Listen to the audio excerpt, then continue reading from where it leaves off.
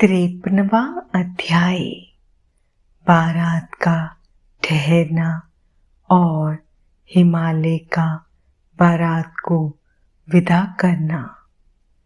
ब्रह्मा जी बोले, जब करुणा निधान भगवान शिव जनवासी में पधार गए तो हम सब मिलकर कैलाश लौट चलने की बातें करने लगे।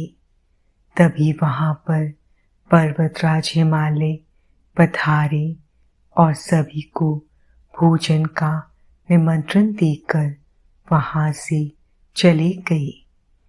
तब सभी देवताओं, ऋषि मुनियों और अन्य बारातियों को साथ लेकर भगवान शिव, मैं और श्री हरि विष्णु भोजन ग्रहण करने हेतु नियत स्थान पर पहुंचे। वहां द्वार पर स्वयं शैलराज खड़े थे। उन्होंने सर्वप्रथम महादेव जी के चरणों को धोया और उन्हें अंदर सुंदर आसन पर बिठाया। तत्पश्चात शैलराज ने मेरे श्री हरि, देवराज इंद्र सहित सभी मुनियों के चरण धोए और यथा योग्य आसनों पर हम सबको आदर पूर्वक बिठाया। वहां शैलराज हिमालय अपने पुत्रों एवं बंधु बांधवों सहित कार्य में लगे हुए थे। उन्होंने हमारे सामने अनेक स्वादिष्ट व्यंजन परोसे और हमसे ग्रहण करने के लिए कहा। तब सभी ने आनंद पूर्वक आचमन और भोजन किया। तब गिरिराज बोले, हे देवेश्वर, आपके दर्शनों से हम आनंदित हुए हैं। आपसे एक प्रार्थना करते हैं कि आप बारातियों के साथ कुछ दिन और निवास करें। इस प्रकार शैलराज भगवान शिव से कुछ दिन और रुकने का आग्रह करने लगे। उनकी यह बात सुनकर भगवान शिव बोले, हे शैलेंद्र, आप धन्य हैं। आपकी कीर्ति महान है। आप धर्म की साक्षात मूर्ति हैं। इस त्रिलोक में आपके समान कोई और नहीं है।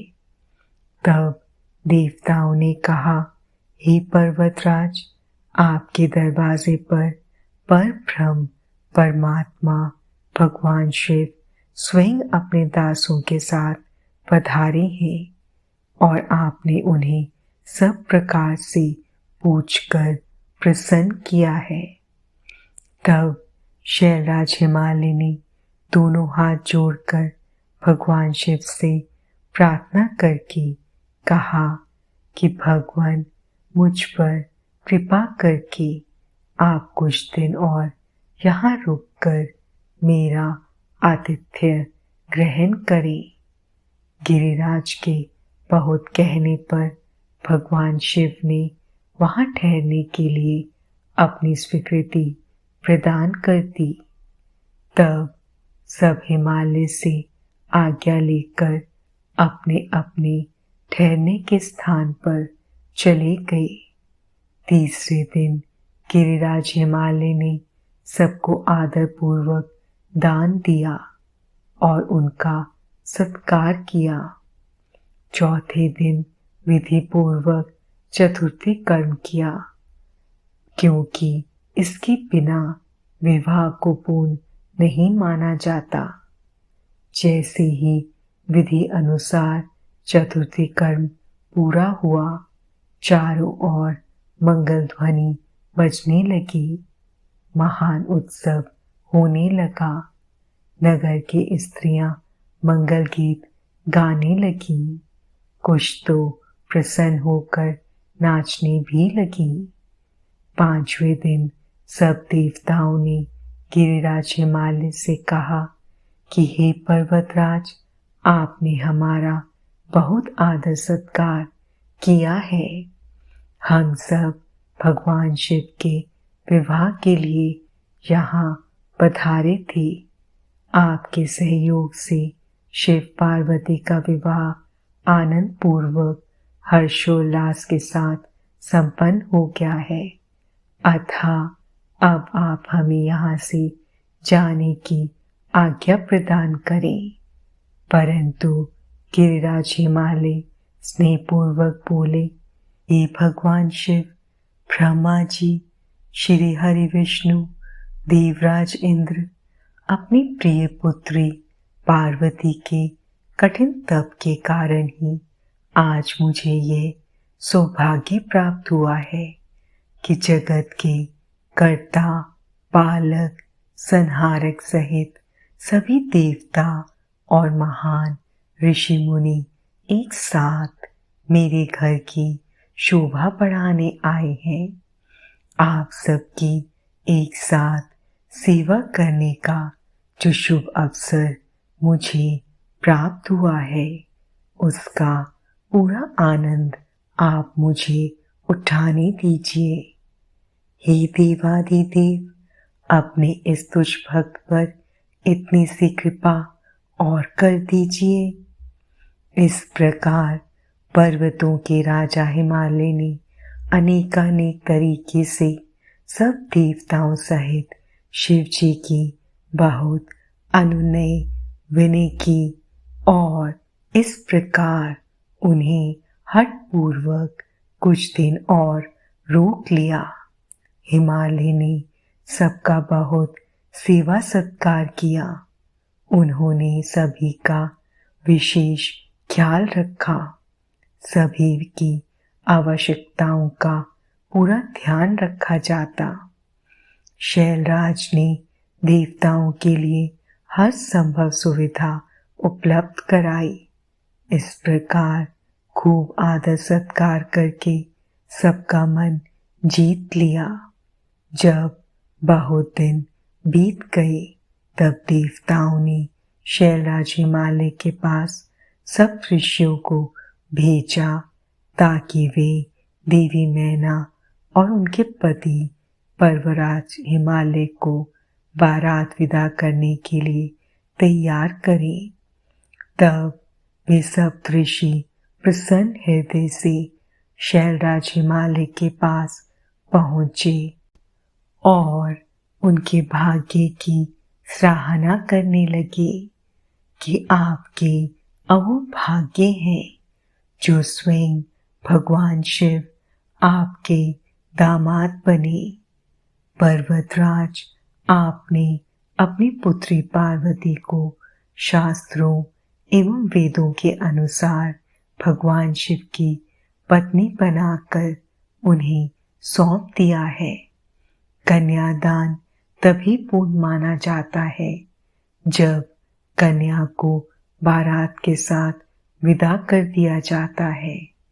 इसलिए आप भी सहर्ष देवी पार्वती को भगवान शिव के साथ सादर विदा कर दीजिए, तभी कन्यादान की रस्म पूरी होगी।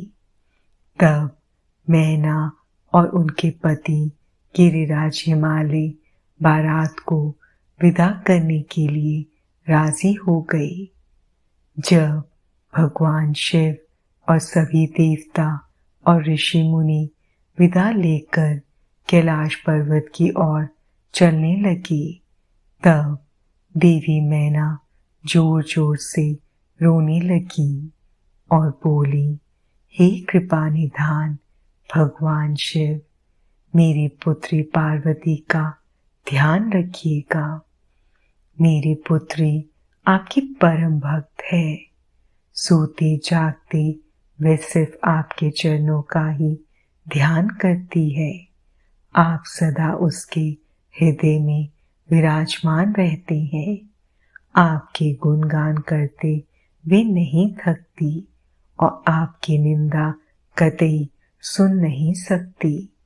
यदि मेरी बच्ची से जाने अनजाने में कोई अपराध हो जाए तो उसे क्षमा कर दीजिएगा। आप तो भक्त वत्सल हैं, करुणा निधान हैं। मेरी पुत्री पर अपनी कृपा दृष्टि बनाए रखिएगा। ऐसा कहकर मैना ने अपनी पुत्री भगवान शिव को सौंप दी। कितने आश्चर्य की बात है कि प्रत्येक माता पिता इस बात को जानते हैं कि बेटियां धान के पौधे की तरह होती हैं।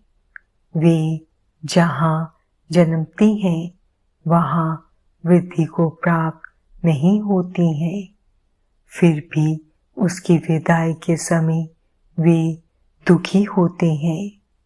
अनजाने ही अपनी आंखों से आंसुओं की झड़ी कैसे लग जाती है। अपनी प्रिय पुत्री पार्वती के वियोग को सोचते ही वे मूर्छित होकर जमीन पर गिर पड़ी। तब उनके मुंह पर जल की बूंदें डालकर उन्हें होश में लाया गया। तब सदाशिव ने देवी मैना को अनेकों प्रकार से समझाया ताकि वे अपना दुख भूल जाएं। फिर कुछ समय के लिए मैना और पार्वती को अकेला छोड़कर भगवान शिव सब देवताओं व अपने गणों के साथ हिमालय से आज्ञा लेकर चल दिए। हिमालय नगरी के एक सुंदर बगीचे में बैठकर वे सब प्रसन्नता पूर्वक भगवान शिव की प्राण वल्लभा पत्नी देवी पार्वती के आगमन की बाट संजोए उनकी प्रतीक्षा करने लगी। वे शिवगण प्रसन्नता पूर्वक प्रभु महादेव जी की जय जयकार कर रहे थे।